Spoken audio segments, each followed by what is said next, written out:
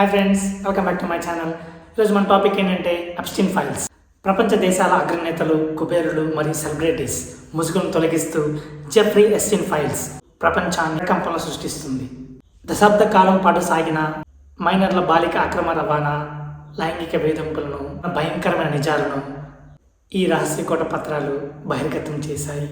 అసలు ఏంటి Epstein files అని తెలుసుకోవాలనుకుంటే ఈ వీడియోని పూర్తి వరకు చూడండి.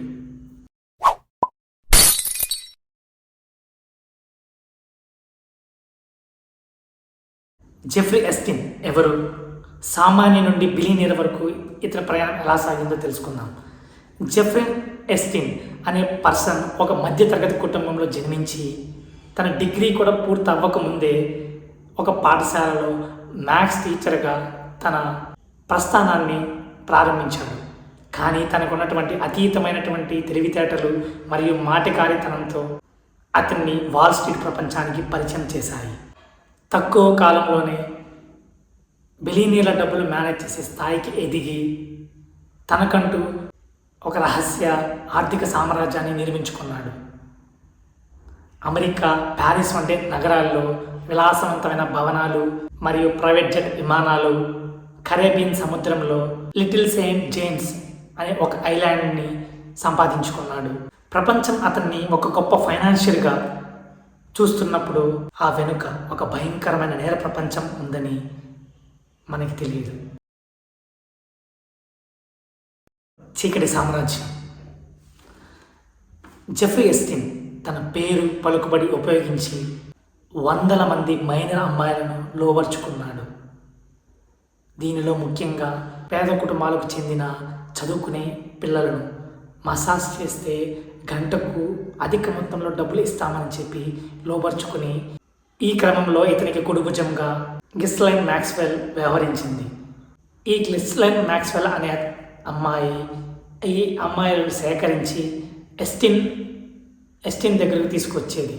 ఎస్టీన్ వాళ్ళందరినీ తన ఐలాండ్కు తీసుకువచ్చి వాళ్ళ దగ్గర ఉన్నటువంటి పాస్పోర్ట్ ఫోన్లను లాక్కుని వాళ్ళని ఒక బానిసలుగా ట్రీట్ చేసేవాళ్ళు.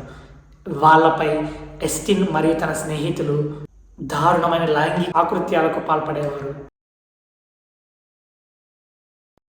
లిటిల్ సెయింట్ జేమ్స్ దేవి, దీనిని పాపాల దేవి అని కూడా పిలుస్తారు. దీని గురించి కూడా మనం తెలుసుకుందాం. ఎస్టీన్కు చెందిన సొంత ఐలాండ్ లిటిల్ సెయింట్ జేమ్స్. దీనిని స్థానికులు ఐలాండ్ ఆఫ్ సిన్, పాపాల దీవి అని కూడా పిలుచుకుంటారు. ఈ దీవిలో ఒక వింతైన ఆలయం కట్టించి దాని కింద అండర్ గ్రౌండ్లో రూమ్స్ని ఏర్పరిచాడు.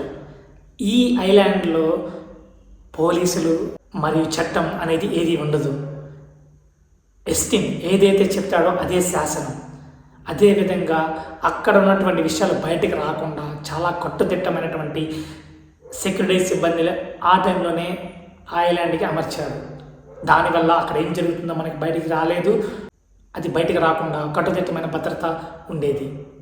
ఇక్కడ కేవలం ఎస్టీన్ మాత్రమే కాదు, ప్రపంచంలో ప్రభావవంతమైన వ్యక్తులు ఈ ఐలాండ్ను హాలిడే స్పాట్గా మార్చారు.